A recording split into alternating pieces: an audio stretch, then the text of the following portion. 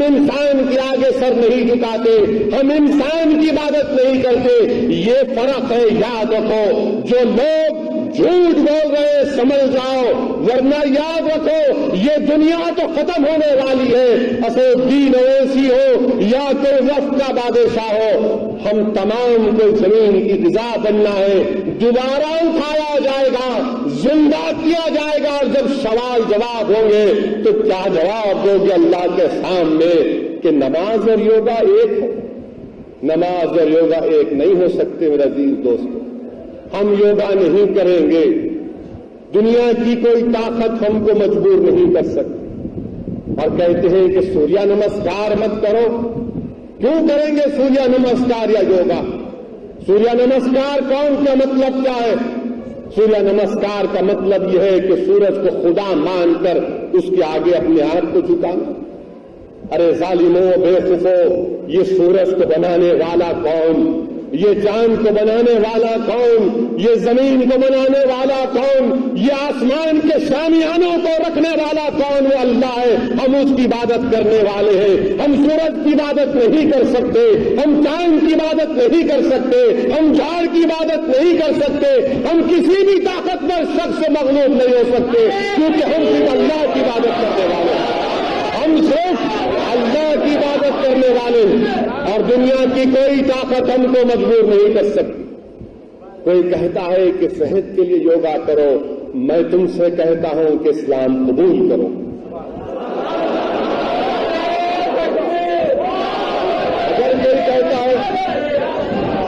अगर कोई कहता है सेहत के लिए अच्छा है, unity of peace and mind के लिए अच्छा है, तो मैं तुमसे कह रहा हूं दुनिया और आखिरत में कामयाबी के लिए इस्लाम की दावत है। अगर कोई कहता है सेहत के लिए अच्छा है, तो मैं उससे कहूंगा हफ्ते में 2 दिन रोजा रख के देखो, तुम्हारी सेहत अच्छी हो जाएगी। अगर कोई कहेगा सेहत के लिए फलां आसन करो, मैं उससे कहूंगा रात में 1 बजे उठकर तहज्जुद की नमाज पढ़ो और सजदे में अपने सर को झुकाकर अल्लाह से अपने गुनाहों की भीख मांगो, तुम्हारी सेहत अच्छी खासी हो जाएगी। मगर सेहत के लिए अच्छा ये बताओ, हम पूछना चाहते अक़वाम मुत्तहिदा ने ही कहा था ना, अक़वाम मुत्तहिदा ने यह भी कहा कि 194 मिलियन लोग हिंदुस्तान में भूखे हैं। 194 मिलियन लोग हिंदुस्तान में भूखे हैं, खाना नहीं मिलता। योगा का आसन करने से पेट भर जाएगा? क्या योगा का आसन करने से पेट भर जाएगा? बताओ हिंदुस्तान के वजीर आजम। योगा के आसन से पेट नहीं भरता। 194 मिलियन लोगों को भूख है, मगर हमारे प्राइम मिनिस्टर बोलते नाक से सांस लेके छोड़ दो, भूख मिट जाएगी। हमारे प्राइम मिनिस्टर राजघाट को योग घाट बना दिए। हमारे prime minister make in India की बात करते, मगर जिस मैट के ऊपर प्राइम मिनिस्टर ने योगा किया वो मेड इन चाइना थी। वो मेड इन चाइना थी। कहां गया मेड इन इंडिया? योगा करने की बात नहीं करेंगे। योगा बहस को इस लेवल पर लेकर चले गए कि जो योगा नहीं करेगा उसको हिंदुस्तान से मोहब्बत नहीं। हमको हिंदुस्तान से मोहब्बत है, हमको हिंदुस्तान से मोहब्बत थी और इंशाअल्लाह ताला रहेगी। वतन से वफादारी हमको सिखाया गया है, वतन से गद्दारी हमने कभी नहीं की। हम कभी वतन को छोड़ने वाले नहीं हैं। कोई कहता है कि योगा नहीं करे तो समंदर में डूब जाओ। अरे समंदर क्या चीज है? अरे वो समंदर को बनाने वाला अल्लाह है, हम उस अल्लाह की इबादत करते हैं। अगर उस समंदर में तूफान आता है तो अल्लाह के हुक्म से आता है। अगर हमको डूबना है, अगर हम इस दुनिया में मरेंगे तो याद रखो हम तुम्हारे जुल्म की वजह से नहीं, हम इसलिए जाएंगे क्योंकि अल्लाह ने हमारी आखिरत का फैसला किया था। हमारा ईमान अल्लाह पर इतना ज्यादा। कोई कहता है कि समंदर में डूब जाओ, बात करे कि कहते नहीं करेंगे योगा तो पाकिस्तान चले जाओ। क्यों जाएंगे? हिंदुस्तान हमारे बाप का मुल्क है, हम हिंदुस्तान को छोड़ के जाने वाले नहीं। मैं बार बार इस बात को कहता आया और फिर से दोहरा रहा हूं कि हजरत आदम अलैहिस्सलाम जब जन्नत से दुनिया में आए तो पहला कदम अब्बा आदम ने हिंदुस्तान की सरजमीन पर रखा तो ये मेरे बाप की सरजमीन हुई। तुम्हारी मां की हो सकती है मगर ये मेरे बाप की सरजमीन, और दुनिया की कोई ताकत मुझे हिंदुस्तान छोड़ने पर मजबूर नहीं कर सकती। हम फैसला ले चुके पाकिस्तान नहीं जाने का। हमने जिना की 2 नेशन थ्योरी को ठुकराया। हमने कहा कि जिना जा सकते हैं, हम हैदराबाद या हिंदुस्तान छोड़कर नहीं जाएंगे। ये वतन अजीज हमारा, मगर लोग आज योगा के नाम पर मुसलमानों के नेशनलिज्म को क्वेश्चन करते हैं, योगा के नाम पर मुसलमानों की वफादारी को क्वेश्चन करते हैं। अरे शर्म आनी चाहिए बरसर इख्तिदार जमात के लोगों को कि तुमने असदुद्दीन ओवैसी पर मजलिस पर तनकीद तो जरूर की, मगर बताओ हिंदुस्तान के नायब सदर जमहूरिया हामिद अंसारी पर तुमने शक की सुई उठा दी। हिंदुस्तान के कॉन्स्टिट्यूशन के लिहाज से हिंदुस्तान का दूसरा सिटीजन नायब सदर जमहूरिया होता, पहला सिटीजन सदर जमहूरिया प्रणब मुखर्जी, दूसरा सिटीजन नायब सदर जमहूरिया हामिद अंसारी। तो बीजेपी के जनरल सेक्रेटरी ने कहा कि हामिद अंसारी क्यों नहीं योगा करने? बताइए आप, ये इनकी सोच और फिक्र, ये लोग शक करते हम पर कि योगा नहीं करेंगे तो हिंदुस्तान के वफादार नहीं है। हिंदुस्तान की कॉन्स्टिट्यूशन में ऐसा नहीं लिखा हुआ। ना को मैं कानूनी जुर्म कर रहा हूं और मैं हुकूमत से मुतालबा करता हूं कि केंद्रीय विद्यालय और नवोदय विद्यालय में जो कानून बनाया गया कि योगा करना बच्चों के लिए कंपलसरी है, मैं हुकूमत से मुतालबा करता हूं कि इसको वापस लिया जाए। कई मुसलमान बच्चे पढ़ते हैं, कई हमारे गैर मुसलमानों के बच्चे पढ़ते जो नहीं करते, तो आप कैसे मजबूर करेंगे? क्या हम आपके बोलने पर एक्सरसाइज करेंगे? क्या हम आपके बोलने पर खाना खाएंगे? क्या हम आपके बोलने पर कपड़ा पहनेंगे? क्या हम आपके बोलने पर अपने मजहब को बदल देंगे? ऐसा नहीं हो सकता, ये ऐसा नहीं हो सकता, इंशाअल्लाह ताला कभी नहीं होगा। हमें कईयों कौम है, हमको फख्र है इस बात का कि मुसलमान, हमको फख्र है इस बात का कि हिंदुस्तानी मुसलमान है, मगर ये बहस करना कि योगा करना पड़ेगा। मुस्लिम पर्सनल लॉ बोर्ड ने सही फैसला लेते हुए कहा कि भगवत गीता में एक चैप्टर है जिसका नाम योगा। आप हमको मजबूर कर, क्यों करेंगे हम योगा? दुनिया में कहते हैं बार बार कि नहीं, 40 इस्लामिक ममालिकत ने इस रेजोल्यूशन की तायीद की। मेरा सवाल ये पैदा होता है, मुझे उन इस्लामिक ममालिकत से क्या करना है? मैं वहां का तो शहरी नहीं हूं, वहां का कॉन्स्टिट्यूशन तो मुझे मदद नहीं करता, हिंदुस्तान का दस्तूर और आईन मेरी मदद करता। और अगर आपको इतनी मोहब्बत है उन इस्लामी ममालिक से, तो वहां पर चोरी करे तो हाथ काटना है, बनाओ कानून। चोरी करे तो हाथ काटने से बनाइए कानून। वहां पर इंटरेस्ट हराम है, बंद कर दीजिए बैंक का इंटरेस्ट। इतनी मोहब्बत अगर आपको OIC organization of Islamic countries से हो चुकी है, तो कश्मीर के बारे में इनका क्या मौक़िफ़ है? आप उसकी तायीद करते हैं, मैं तो तायीद नहीं करता। बात करें कि बोलते हैं ईरान में, देखो ईरान तायीद क्या योगा की। मेरे को क्या करना है ईरान से? मुझे क्या करना है ईरान से? और अगर आपको ईरान से इतनी मोहब्बत है तो ईरान में खाली 15,000 यहूदी, 15,000 यहूदियों के लिए ईरान ने पार्लियामेंट में 4 सीटें उनके रिजर्व की। आप भी रिजर्व कर दो मुसलमानों के लिए। बात करें कि बोलते नहीं, इतने इस्लामी मालिक ने, सऊदी अरब ने इस रेजोल्यूशन की तायीद नहीं की।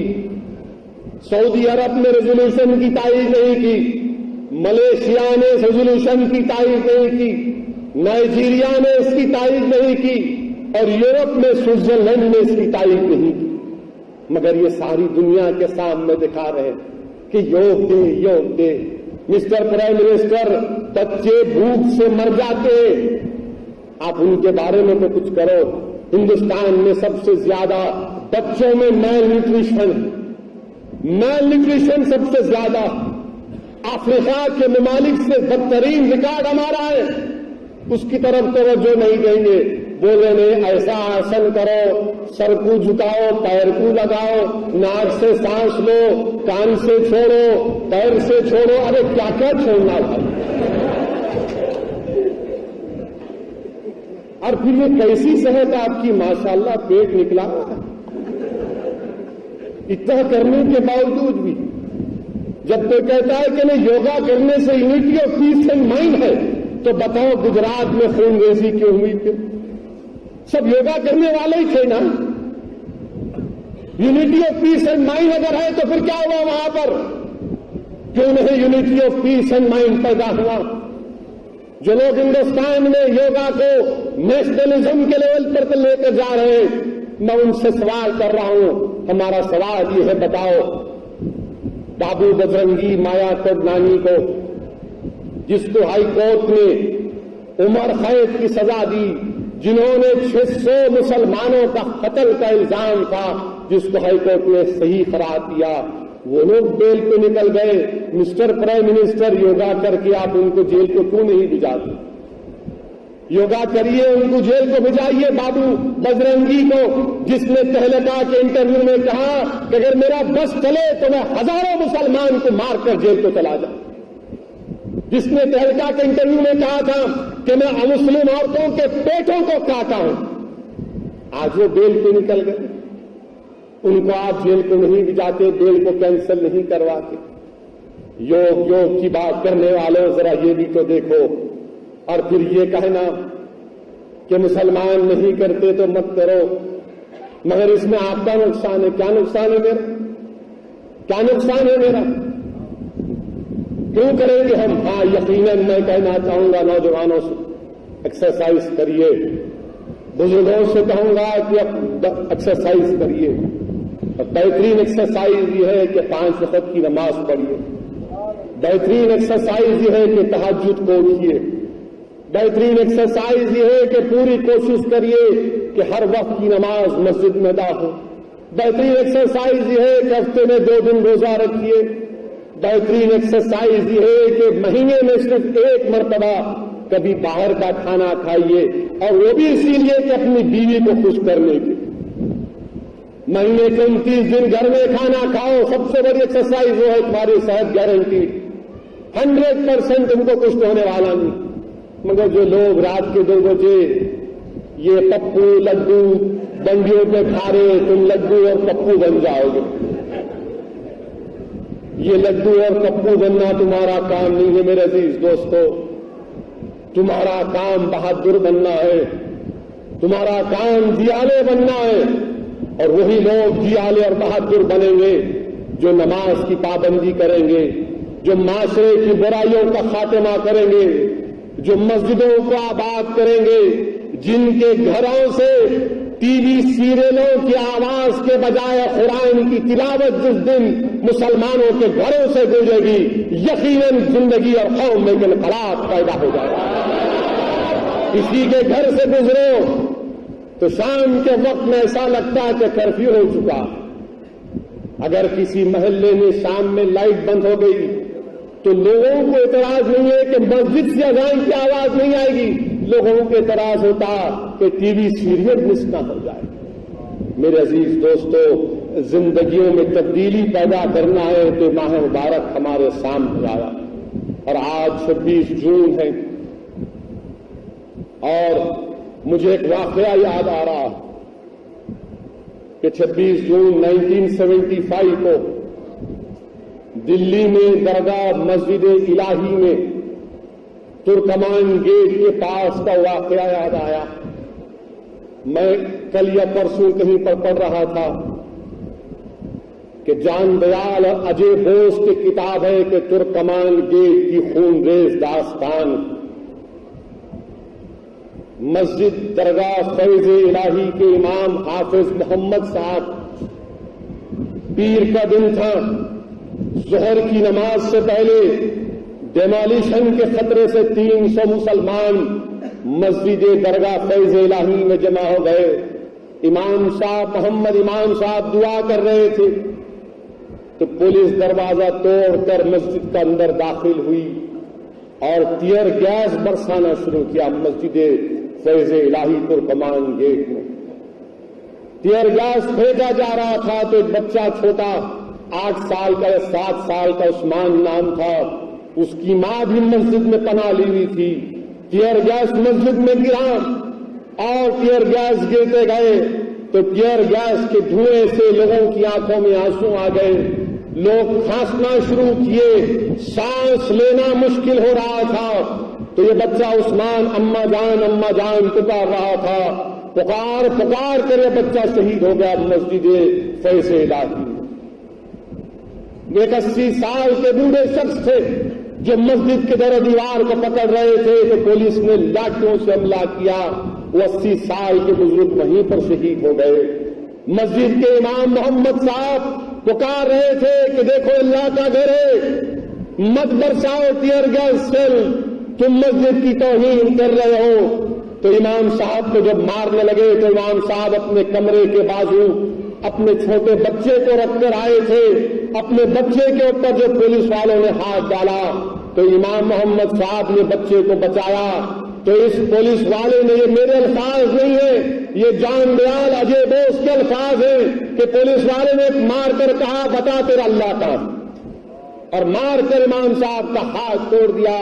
इतना मारा और इमाम साहब कह रहे थे कि अल्लाह इन जालिमों को तू दिखा दे कि जो लोग आज हमको मारकर हमसे पूछ रहे हैं कि बता तेरा अल्लाह कहां है।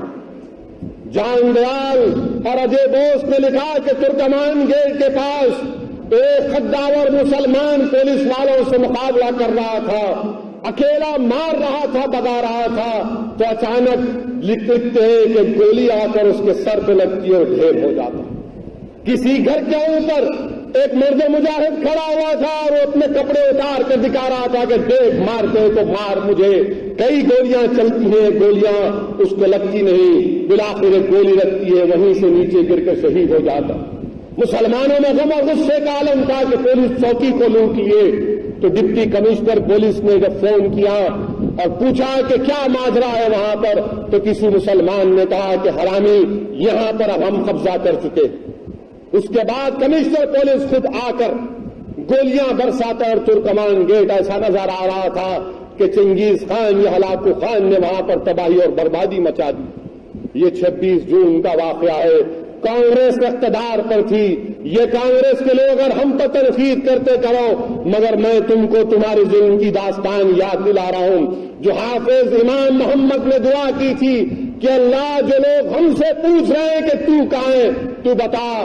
दुनिया ने देखा कि इंदिरा गांधी को इख्तिदार से हाथ धोना पड़ा। याद रखो इख्तिदार किसी के पास रहने वाला नहीं है। सिकंदर आजम के पास इख्तिदार नहीं रहा, सल्तनत मुगलिया के पास इख्तिदार नहीं रहा, सल्तनत निजाम अल मुल्क के पास इख्तिदार नहीं रहा। तो ये कौन सी सियासी पार्टियां हैं? आज को इनका मकसद, मेरा बयान करने का मकसद नहीं अजीज दोस्तों कि तुमको जज्बात में बहा कर ले जाओ, मगर नौजवानों इस तारीखी वाकयात को याद रखो ताकि जब दुश्मन सामने आए तो ये तुम्हारे दिमाग में रहे कि हाँ इसने 40 साल पहले ऐसा काम किया था मुझसे, इसने 40 साल पहले इस तरह का काम किया था।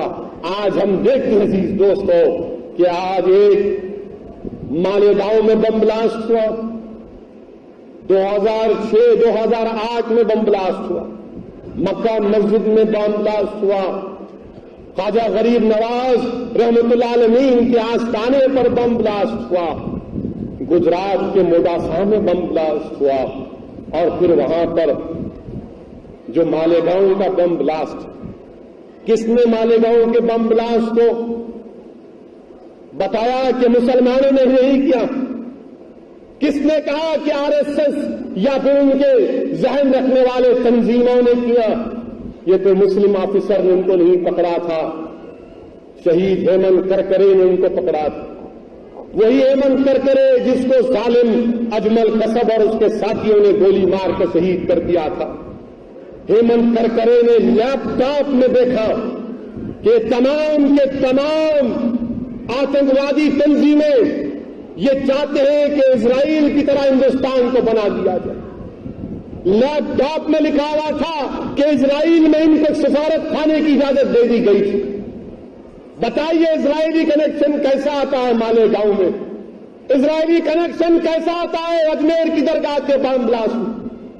हेमंत करे कि मैं उस मिलिट्री के ऑफिसर के पास सुबह लैपटॉप लिया, आज उसी केस की पब्लिक प्रोसिक्यूटर कहती है कि 1 साल से जब से मिस्टर मोदी प्राइम मिनिस्टर बने मुझ पर दबाव डाला जा रहा है कि ज्यादा गड़बड़ मत करिए। मिस्टर प्राइम मिनिस्टर, ये कौन सा इंसाफ है आपका? आपको बात करे कि बोलते ना कि मेरे को रात में 12 बजे फोन करो। हमारे एक मुस्लिम डेलीगेशन उनसे मिलने गए थे, मुस्लिम डेलीगेशन उनसे मिलने गए थे। उनके सामने वजीर आजम ने कहा मेरे को रात में 12 बजे फोन कर दो आप। Mister prime minister, Gulmarg society में जब एहसान जाफरी के साथ 40 मुसलमानों को काटा जा रहा था, उससे पहले क्या एहसान जाफरी ने आपको फोन नहीं किया था?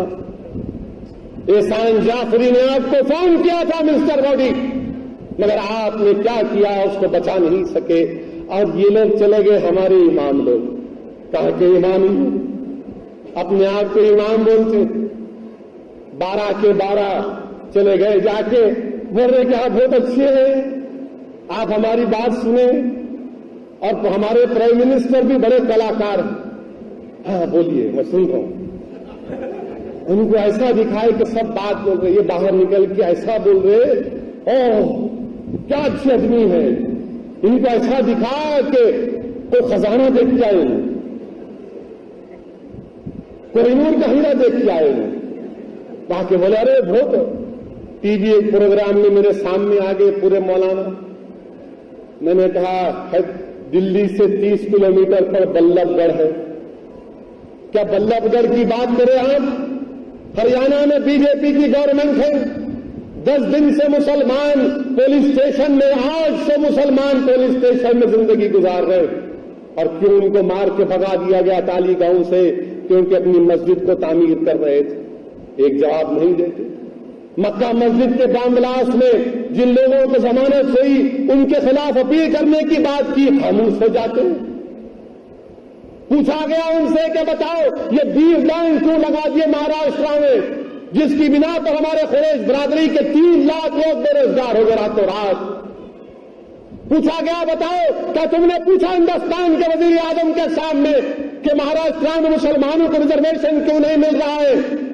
इसलिए कि हम मुसलमान हैं। इनके पास कोई जवाब नहीं है। पूछते कि हमारा बजट क्यों कम कर दिया गया, पूछते कि हर अक़लियती बच्चों को स्कॉलरशिप क्यों नहीं देते, हम पढ़ना चाहते, मगर नहीं, ये खवालों की टीम खाली वहां पर जाकर खवाली करके आ गई। और मैं हमको कहते हैं ये मजलिस वाले, ये सऊदीन ओवैसी, ये भड़काऊ बात करते हैं, ये जज्बाती बात कहते हैं। अरे हक बात भी तो करो, तुम सच्ची बात करो, मुझे तुम दूर कर दो, तुम हक को बयान करो, मेरी अहमियत को तुम बता दो। मेरी कोई अहमियत नहीं है, मुझे कोई शौक नहीं है इख्तिदार के कुर्सियों पर बैठने का। एक टीवी प्रोग्राम में एक रिकॉर्डिंग हो रही थी, रिकॉर्डिंग के बाद टेलीकास्ट करने का उन्होंने प्रोग्राम बनाया। मैंने कहा देखो वो शख्स बैठेगा, मैं नहीं आता। मैंने आप आओ बहुत जिद करे। बोला ठीक है, अब आप बुलाए तो सुनो हमारे को। बोले क्या करेंगे? सुनो अब टीवी प्रोग्राम में। उधर से योगा करने वाले थे, उन्होंने मेरे को बोले आप क्यों नहीं योगा करते, आपकी सेहत के लिए अच्छा है, आप कभी करे योगा? मैंने नहीं करा। आप क्या करते? मैंने मैं एक्सरसाइज करता हूं। क्या एक्सरसाइज करते? मैं थोड़ा बहुत करता हूं, पुश पुल अप दंड बैठक का थोड़ा बहुत कर लेता हूं, पहलवान तो नहीं हूं मैं।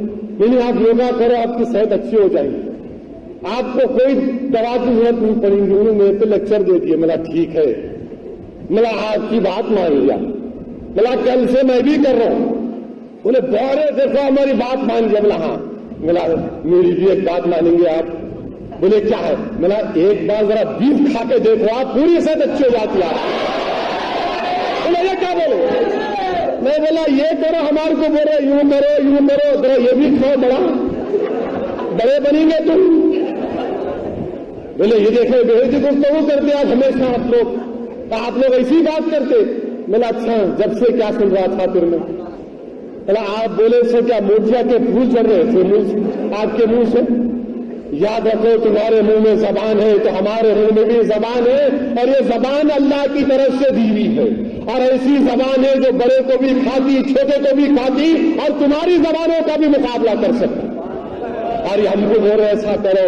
याद रखो मेरे अजीज दोस्तों, फख्र करो इस बात पर कि मुसलमान, और कोई गुरूर तकब्बुर का इजहार करने की जरूरत नहीं। हम हिंदुस्तान के बाइज्जत शहरी हैं। हम हिंदुस्तान के वजीर आजम से पूछना चाहते, मिस्टर मोदी, ये मौन किस बात का, इतनी खामोशी क्यों है मिस्टर मोदी? ये सन्नाटा इतना क्यों है कि हामिद अंसारी की तौहीन की गई? अरे हामिद अंसारी को अगर बाजू रख दो, हिंदुस्तान के नायब सदर जमहूरिया के तो उस पोजीशन का ख्याल रखो। हमारे प्राइम मिनिस्टर कुछ नहीं बोलेंगे तो सिर्फ बाहर जाके बोलेंगे तो ओबामा से बोलेंगे। और हमारे प्राइम मिनिस्टर जाकर क्या बोले थे? चीन में जाके बोले कि उनकी हुकूमत बनने से पहले हर हिंदुस्तानी बोलता था क्या मुल्क है ये। अच्छा, वो बात अगर मैं बोलता तो भड़काऊ भाषण, अगर मैं बोलता क्या मुल्क है ये, मेरे प्राइम मिनिस्टर बनने के बाद ही मुल्क को इज्जत मिली, तो हिंदुस्तान की हर रियासत के कोर्ट में मेरे खिलाफ मुकदमा आयद हो जाता। मगर क्योंकि प्राइम मिनिस्टर बोले, मोदी बोले, इसलिए आरएसएस के भक्त खामोश। नहीं, ऐसा बोलने का उनका मतलब नहीं था। हाँ, मेरा भी बोलने का मतलब नहीं था फिर ऐसा। मैं भी बहुत बातों के बारे में कह सकता हूं कि मेरा बोलने का मकसद ये नहीं था, मेरी नीयत कुछ और थी।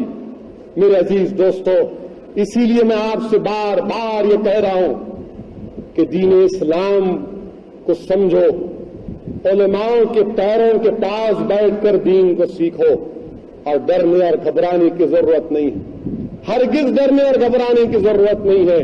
हालात चाहे कुछ भी हो, मुकाबला करना है, डरने और घबराने की जरूरत नहीं है। और याद रखो, ये सेकुलरिज्म की दहाई देने वाले ये हमसे बोलते मजलिस से, नहीं आप हमारा साथ दो तो सेकुलर।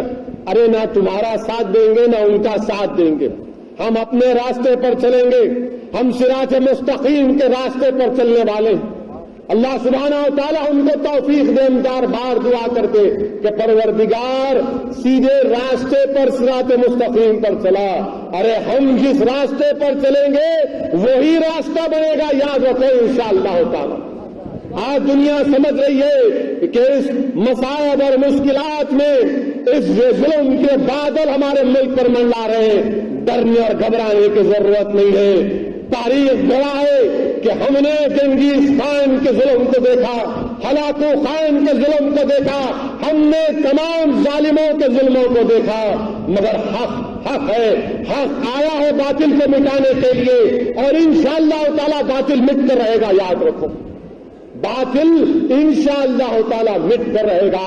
जो लोग हमको तौहीद के पैगाम से दूर करना चाह रहे हैं, जो लोग हमारे लिए इस सरजमीन को तंग करना चाह रहे हैं, याद रखो तुम नाकाम साबित होगे। इंशाअल्लाह ताला तुम नाकाम साबित होगे। हम पूरी कुव्वत के साथ अल्लाह की जात पर तवक्कल करने वाले, हम अल्लाह से उम्मीद करने वाले, अल्लाह से मदद को मांगने वाले हैं। अल्लाह ही हमको कामयाब करने वाला है। अल्लाह ही हमको इन जालिमों पर गालिब करेगा इंशाअल्लाह ताला। अल्लाह ही हमको इन जालिमों पर गालिब करेगा। मेरे नौजवानों, शर्त इस बात की है कि तुम अल्लाह की रस्सी को मजबूती से थाम लो। याद रखो, तुम गालिब हो गए, तुम ही गालिब हो गए। अल्लाह फरमा रहा है कुरान में, अगर तुम सच्चे और पक्के मोमिन। अगर हम कमजोरी दिखाएंगे तो खुदा ना खास्ता ऐसा ना हो जाए कि ये जालिम लोग हम पर गलबा हासिल करें। हम आए हैं गलबा हासिल करने के लिए, डरने और घबराने की जरूरत नहीं है। रमजान का मुबारक महीना है, अल्लाह से दुआ करें।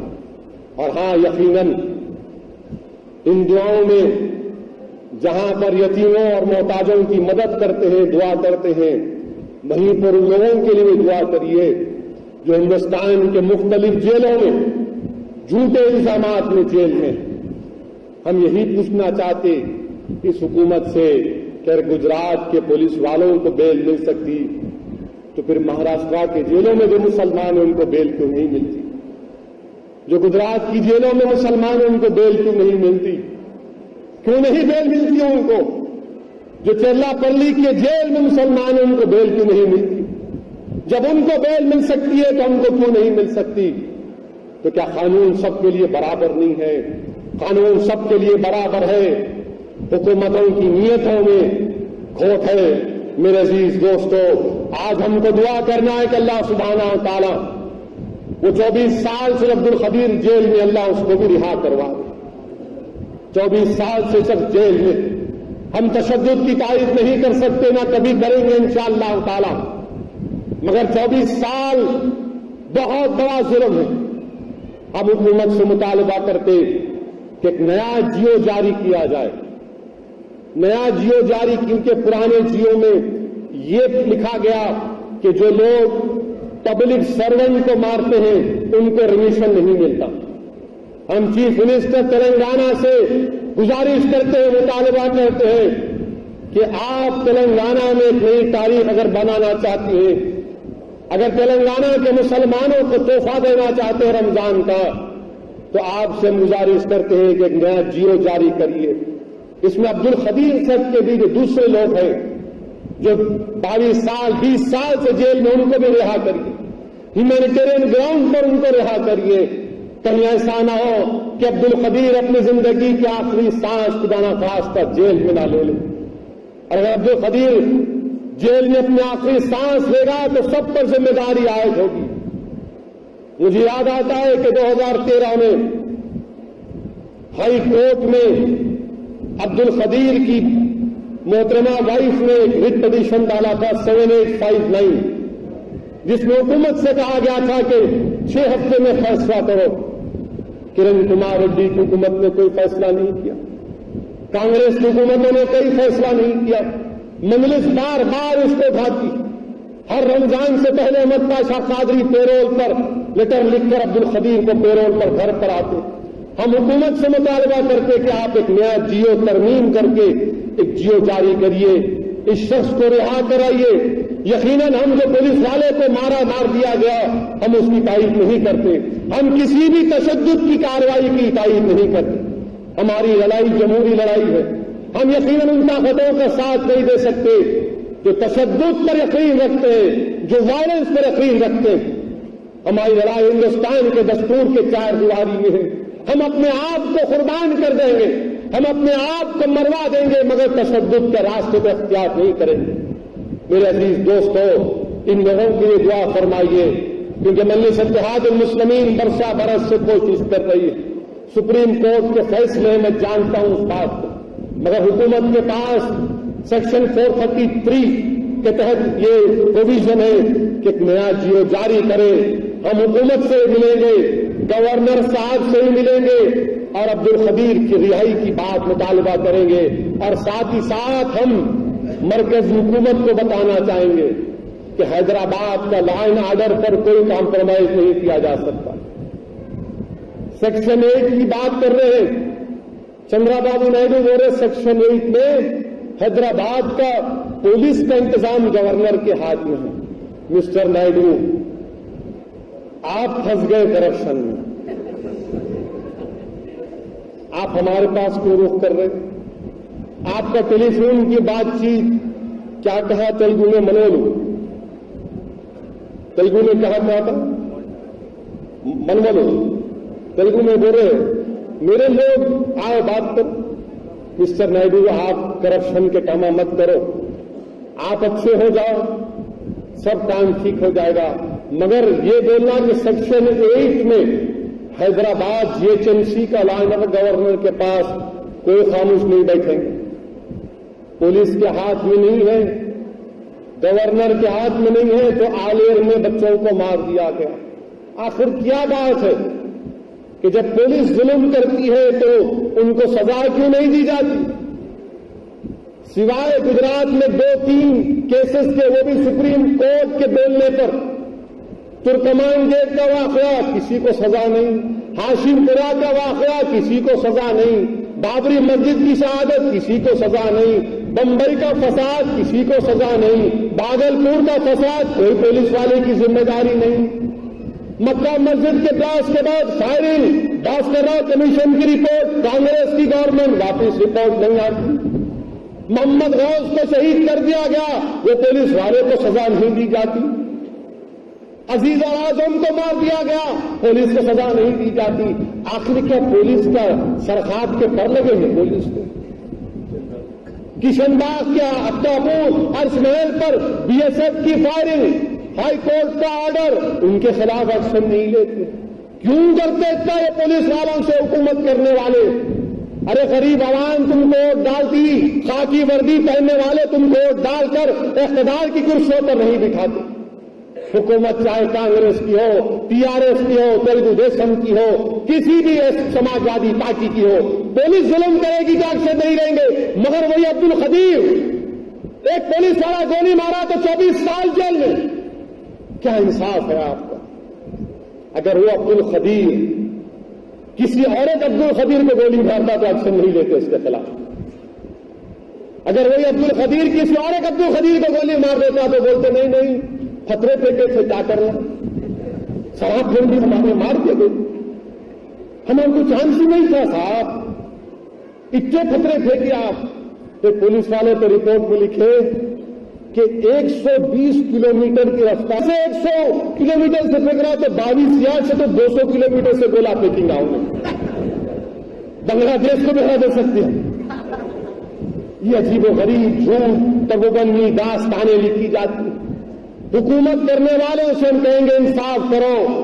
बगैर इंसाफ के मन कायम नहीं हो सकता, बगैर इंसाफ की तरक्की नहीं हो सकती, बगैर इंसाफ के डीरेडिकलाइजेशन भी नहीं हो सकता। इंसाफ देना पड़ेगा हुकूमत को, चाहे कोई हुकूमत में रहे। और मजलिस इत्तेहाद मुस्लिमीन लड़ती आई है। याद रखिए, इंसाफ की लड़ाई ये आसान लड़ाई नहीं है। इस लड़ाई में नतीजा आज के लिए नहीं निकल सकता, हमको लड़ते रहना है। और दुआ ये करिए इस माह मुबारक में कि अल्लाह सुब्हानहू व तआला हिंदुस्तान के इख्तिदार पर किसी ऐसी जमात को इख्तिदार ना दे कि खुद अपने बलबूते पर हुकूमत बनाए। कोएलिशन गवर्नमेंट बने हमेशा। ये लोग लड़ते रहे अब हमें हमेशा आपस में, तो हम अपना काम करा सकते, दलितों का काम हो सकता। इनके पास एब्सोल्यूट मेजॉरिटी आ गई तो इन्हें समझने में बड़ा बालखा हो गया, मेरे को कोई पूछने वाला ही नहीं है, मैं जो चाहे करता रहूंगा। इसीलिए कोएलिशन की दुआ करनी चाहिए। अल्लाह से दुआ में याद रखो आप, अगर कोई कहेगा कि असदुद्दीन ये क्या कह रहे, मेरे भाई इख्तिदार का देने वाला अल्लाह, इज्जत का देने वाला अल्लाह है। और हम अल्लाह से भीख मांगने वाले, हम अल्लाह पर तवक्कुल करने वाले। जब इख्तिदार किसी एक पार्टी के पास नहीं रहेगा तो देखेंगे आप। अब आप देखो बीजेपी में कैसा मसला चल रहा है। एक मैडम 3-3, 4-4 मैडम के किस्से, कोई राजस्थान का तो कोई वही अजीब व गरीब है। बहरहाल मेरे अजीज दोस्तों, इस माह मुबारक की कदर करिए, इस माह मुबारक की कदर करिए।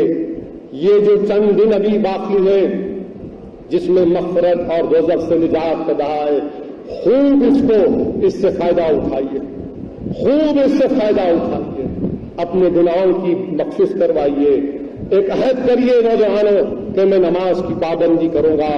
अहद करो कि मैं अपने घर में कुरान की तिलावत करूंगा। याद रखो, तुमको ताकतवर मोमिन बनना है, तुमको काबिल मोमिन बनना है। और जब वही हो सकता है जब हम एक अच्छे इंसान बनेंगे, अच्छा इंसान अच्छा मुसलमान बनेगा।